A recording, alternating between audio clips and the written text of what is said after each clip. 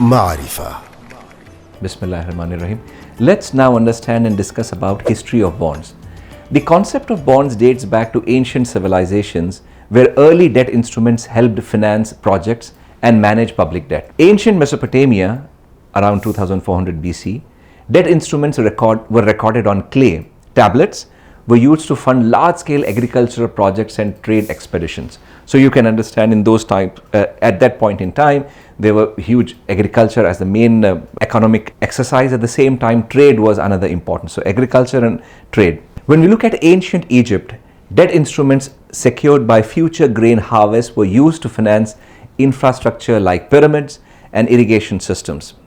When you see the huge pyramids today, you will realize that how much money must have been involved at that point in time to build those. And bonds at that point in time were used to raise liquidity for that.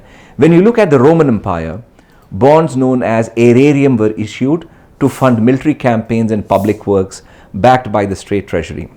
In the 1100s, when you look at Venice, government bonds called prestiti were issued to fund wars, offering investors endless annuities at a set rate. A very important aspect of that point in time of kingdoms were to expand, and war was one of the important expenditure, and the expenses for that war were again raised by bonds. In the modern era, if you go a little bit back, in 1693, the Bank of England issued the first government bond to fund a war against France, combining lottery and annuity features, meaning to say, because when you had a lottery kind of a feature, that would enhance the investors to participate. And again, when you see in USA, in 1775 to 1783, the US issued its first bonds to fund the Revolutionary War, raising over $27 million from private investors. So again, the liquidity was raised for wars. In 1917, the first US Treasury bonds,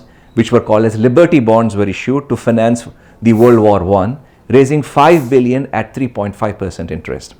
Then let's come to 1955 to 69.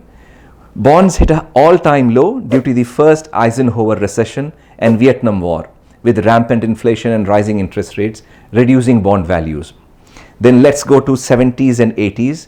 Product innovation introduced inflation-protected bonds, catastrophe bonds, asset-backed security, mortgage securities, significantly transforming the whole bond market. So there were different varieties of bonds which were introduced to give a different flavor to investors and different returns to the investors.